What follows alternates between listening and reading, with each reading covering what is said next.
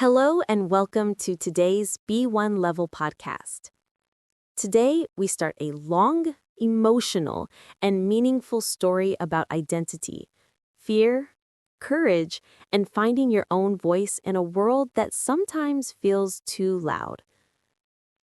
This is the story of a young man named Leo, a story about the day he woke up and discovered something unbelievable. He had lost his voice. Not because of illness, not because he shouted too much, not because something was physically wrong. No. He lost his voice because he had slowly stopped expressing who he truly was. But let's begin at the very start. A strange morning. Leo was 17 years old. He lived in a quiet neighborhood in a small apartment on the third floor. Every morning, he woke up, made tea, grabbed his old backpack, and walked to school. But on this particular morning, something felt different, even before he opened his eyes. When he got up and tried to say good morning to himself, as he did every day, nothing came out. Not a whisper. Not a sound. Just silence. Leo touched his throat in panic. He tried again, harder this time. Still nothing. His heart began to beat fast. His palms became sweaty. He walked to the mirror and tried to speak. His mouth moved, but there was no voice. It was as if the world suddenly turned the volume down on him. Why now, he thought. What is happening to me? But there was no answer. Memories of a different time. As Leo sat on his bed trying not to panic, memories began to appear in his mind. There was a time when Leo talked a lot. He used to laugh loudly, tell stories, share ideas, and ask questions. He used to dream about becoming a writer or a speaker, someone whose voice mattered. But slowly, over the years, Leo started speaking less. People made fun of his ideas. Teachers told him he was too imaginative. Friends said he was too emotional. Some even laughed when he talked about his dreams. So, he stopped sharing. He spoke only when necessary. He kept his thoughts inside. He hid parts of himself to avoid criticism. And maybe the world had taken his voice little by little until nothing was left.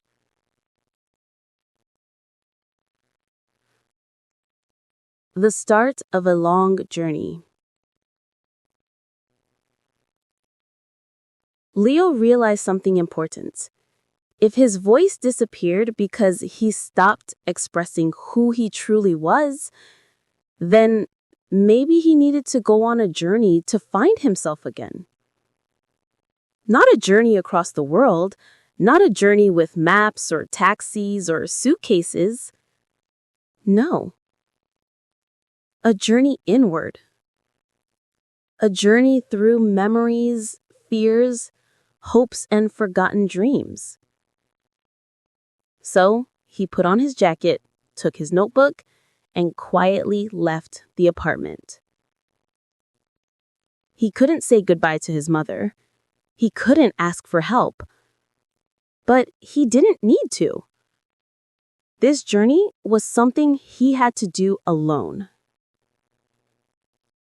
As he walked through the city streets, he noticed everything more clearly.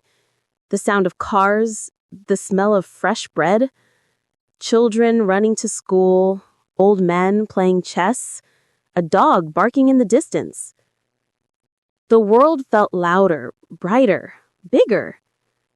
Maybe because he himself felt so quiet. He didn't know where to go.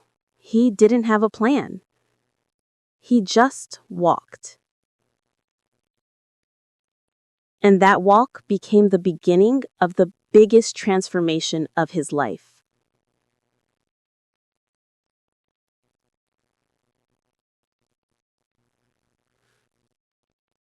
The start of a long journey. Leo realized something important. If his voice disappeared because he stopped expressing who he truly was, then maybe he needed to go on a journey to find himself again. Not a journey across the world, not a journey with maps or taxis or suitcases. No. A journey inward. A journey through memories, fears, hopes, and forgotten dreams. So he put on his jacket, took his notebook, and quietly left the apartment. He couldn't say goodbye to his mother. He couldn't ask for help. But he didn't need to. This journey was something he had to do alone. As he walked through the city streets, he noticed everything more clearly. The sound of cars, the smell of fresh bread, children running to school, old men playing chess, a dog barking in the distance. The world felt louder, brighter, bigger. Maybe because he himself felt so quiet. He didn't know where to go. He didn't have a plan. He just walked. And that walk became the beginning of the biggest transformation of his life.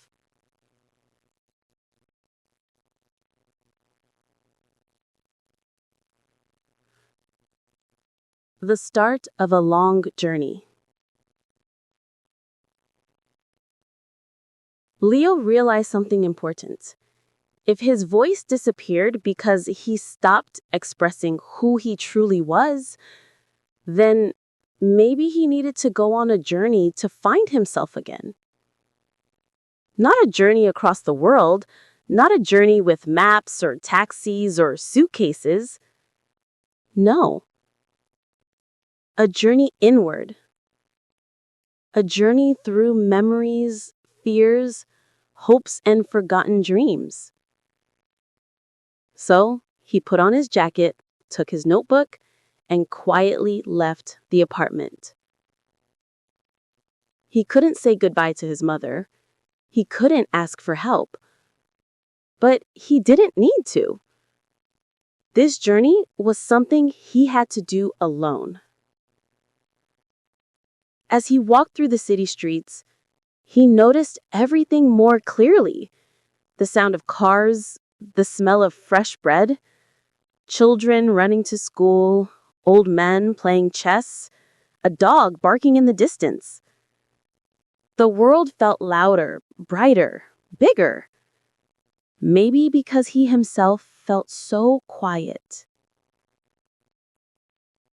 He didn't know where to go. He didn't have a plan. He just walked. And that walk became the beginning of the biggest transformation of his life.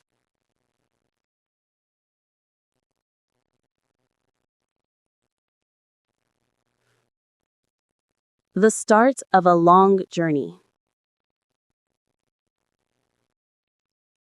Leo realized something important.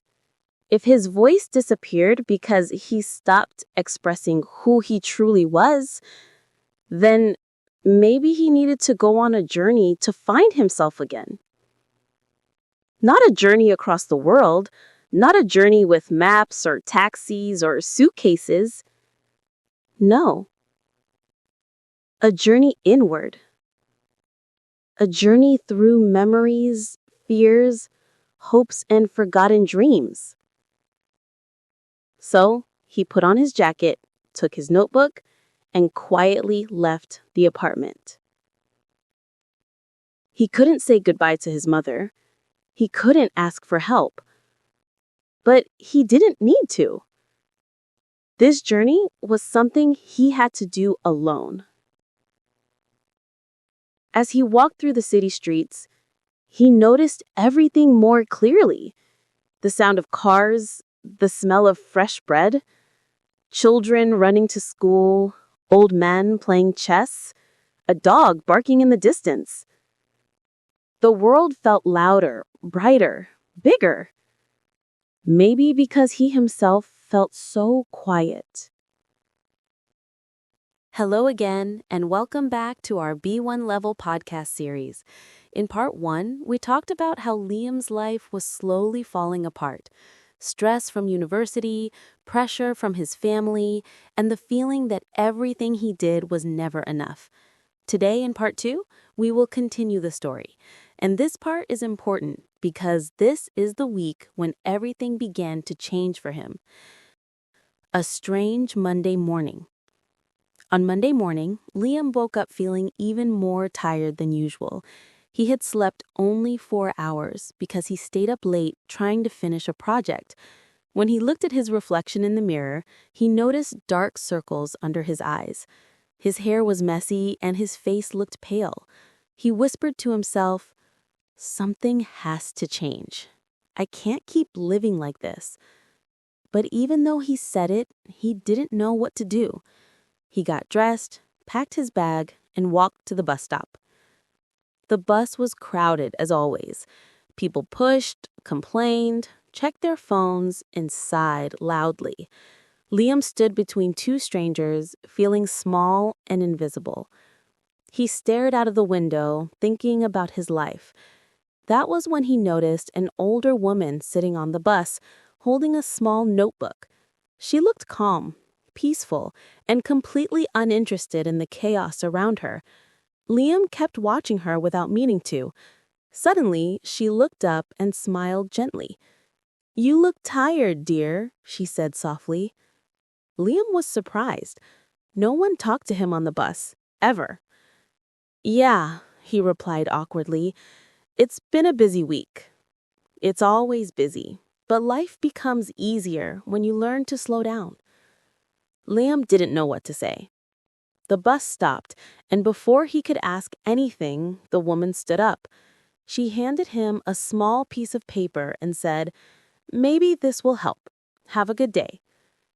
Before Liam could respond, she disappeared into the crowd. When he opened the paper, there was only one sentence. "Remember who you wanted to be before the world told you who you should be." Something inside him shifted. A conversation that opened a new door. Later that day, after classes, Liam went to the library to study. But he couldn't focus. His mind kept repeating the woman's words. Who did he want to be? What were his dreams before stress and fear took over? He didn't know anymore. While he was lost in thought, his friend Maya sat down next to him. She noticed immediately that something was wrong. "Liam, why do you look like you're thinking about the end of the world?" He laughed weakly. "It kind of feels like that." Maya was one of the few people Liam trusted. She was calm, patient, and always honest. "Talk to me," she said. "What's going on?" So he told her. He told her about the pressure from his parents, the endless university work, the feeling of being stuck, the conversation with the old woman, and the strange message. He listened quietly and then said something Liam didn't expect.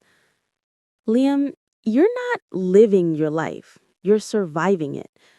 Her words hit him like a wave.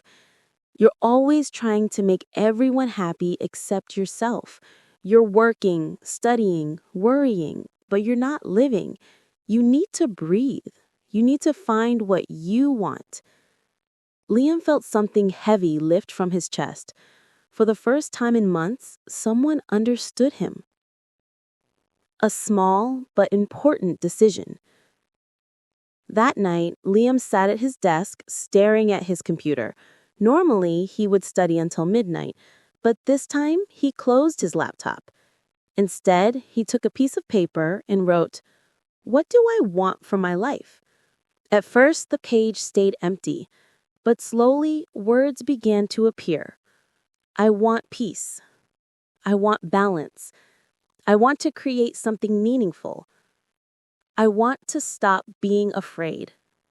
I want to feel proud of myself. For the first time, Liam was honest with himself.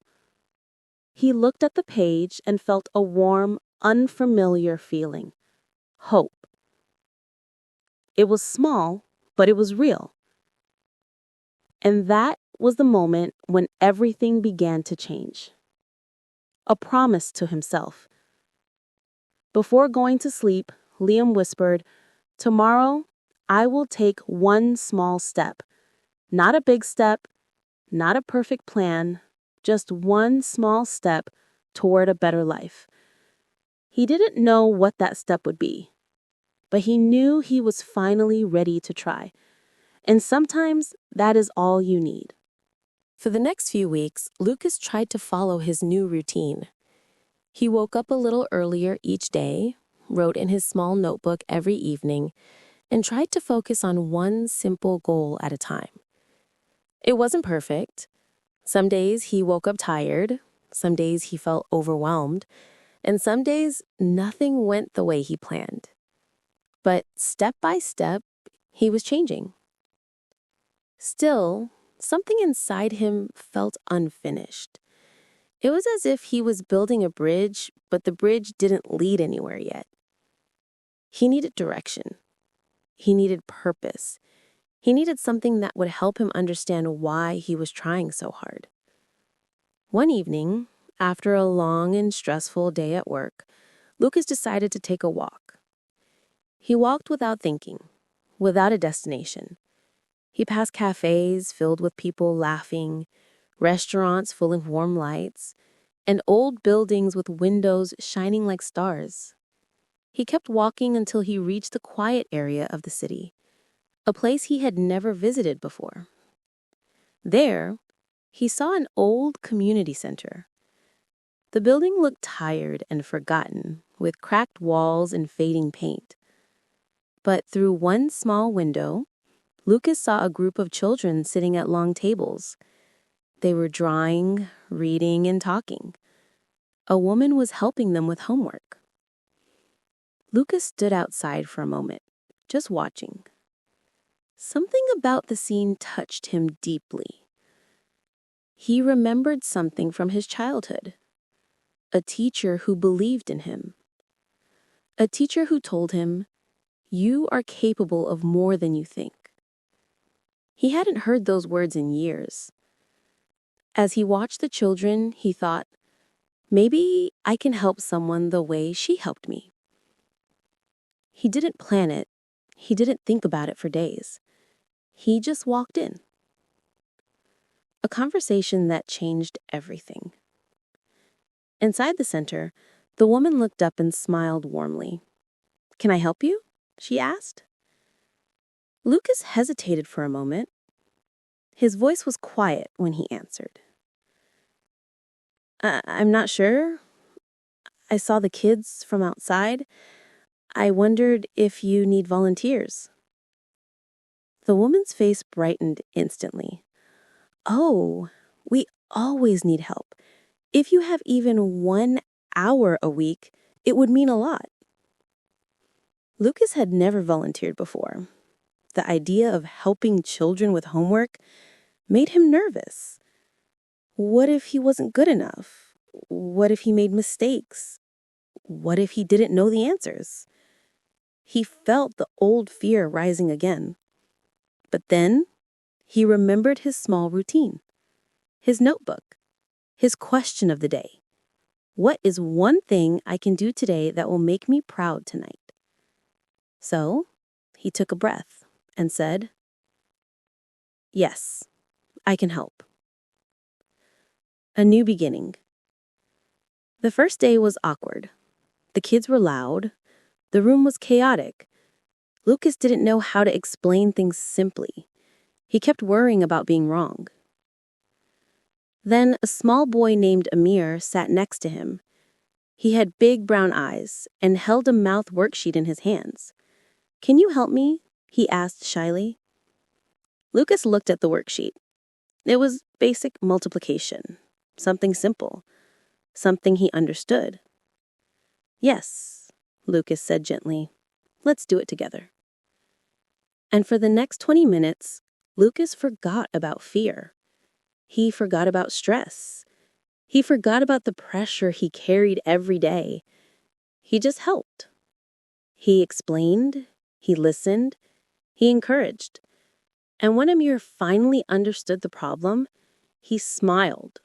A big, bright smile that felt like sunlight. "Thank you," the boy said quietly. "You're really good at this." Those words hit him deeply. Not because they were loud or dramatic, but because they were true and honest. For the first time in months, Lucas felt something new. Purpose. Not excitement, not motivation, not temporary energy, but a calm, warm feeling that told him, you matter. What you do matters. The real change begins. Lucas returned the next week, and the week after that, and the week after that. Each time, he helped different children. Some struggled with reading, some with writing, some with math, and some simply needed someone to talk to. Lucas didn't solve every problem. He didn't change the world, but he changed something, and that was enough. Slowly, he became more confident. He started smiling more. He felt lighter, as if the weight he carried for so long had finally started to lift. His friends noticed it. His family noticed it. His coworkers noticed it. "What happened to you?" they asked. "You seem different, happier." Lucas didn't know how to explain it. So he simply said, "I found something meaningful."